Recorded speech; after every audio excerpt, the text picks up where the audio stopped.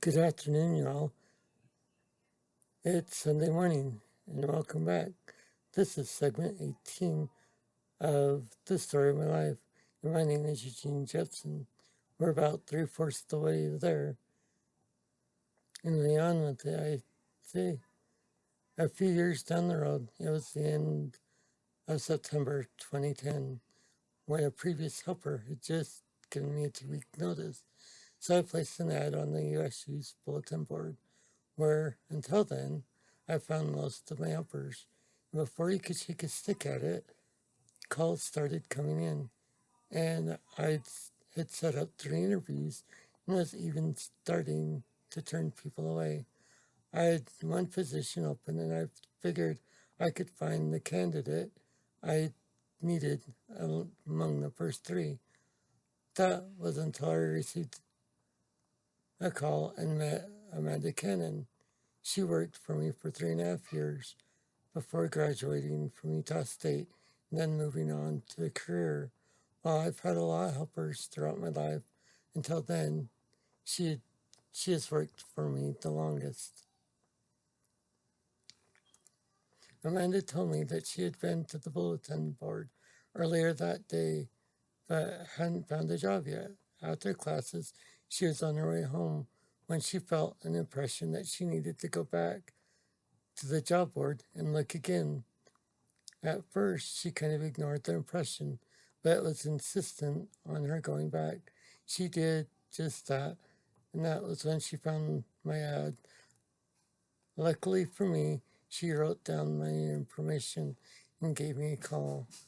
We were talking about this sometime later, and though I thought she were persistent in getting the interview, that's when we figured out that we were both receiving impressions. Amanda and I went to Jamba Juice, where we visited for what seemed like 15 minutes, but ended up being 2 hours before we even knew it. By the time we were done visiting, I knew I didn't want anything to do with the other interviews I had done, but I still needed to make sure that she was able to do the lifting I required. We came home, and I had her lift and carry me around the kitchen, and then I hired her on the spot.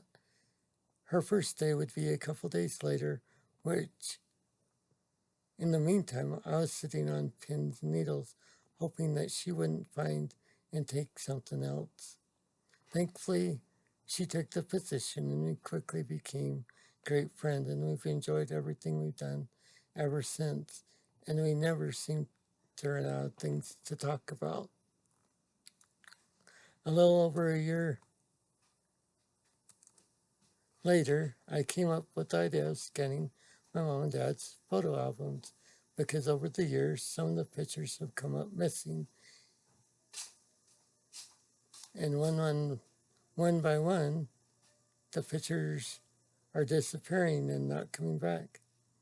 It was a daunting undertaking, but I figured that this was the best way for everyone to have at least a digital copy of them. And after we completed the project, I provided every adult member of our family with a copy of them. During the project, Amanda thought that she recognized the man from a picture and asked how we knew her grandfather. I said the picture was that of my sister-in-law, Kimberly's father, Alvar Smith. We ended up finding out later that Alvar is Amanda's grandfather's brother. Who knew? It's a small world, isn't it?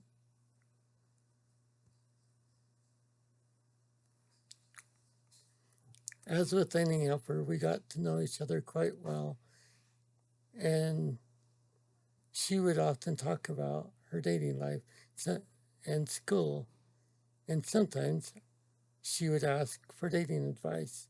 It could be months later. I'd say, "Remember this date you went on?" And I would proceed to give her the details that I remembered, and she'd say, "Oh yeah, I remember that now. How do you remember them so well?"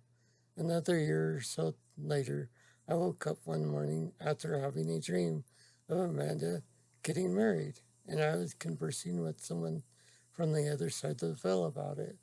As I awoke, the words, "Who is Kyle?" came out of my mouth, and I repeated that a couple more times as I woke up.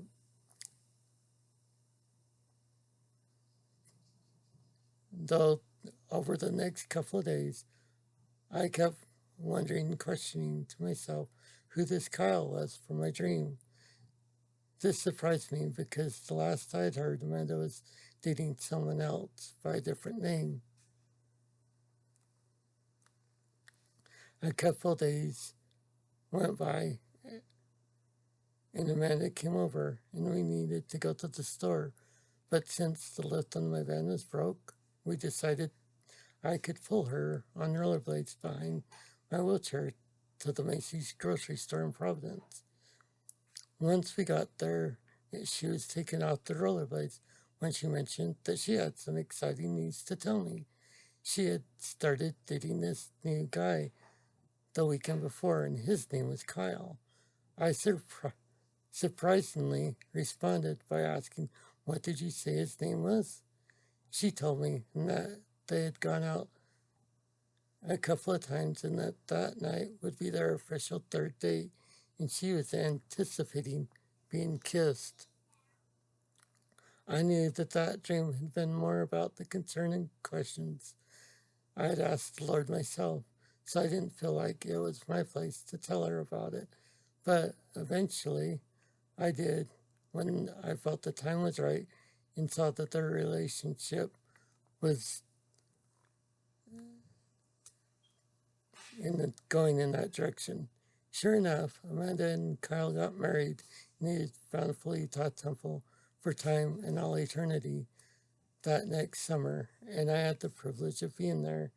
In the month of planning leading up to their wedding, we discussed many things, including her concerns about me finding a ride to their wedding, and they were even discussing hiring someone if they had to make sure that I had a way to get there.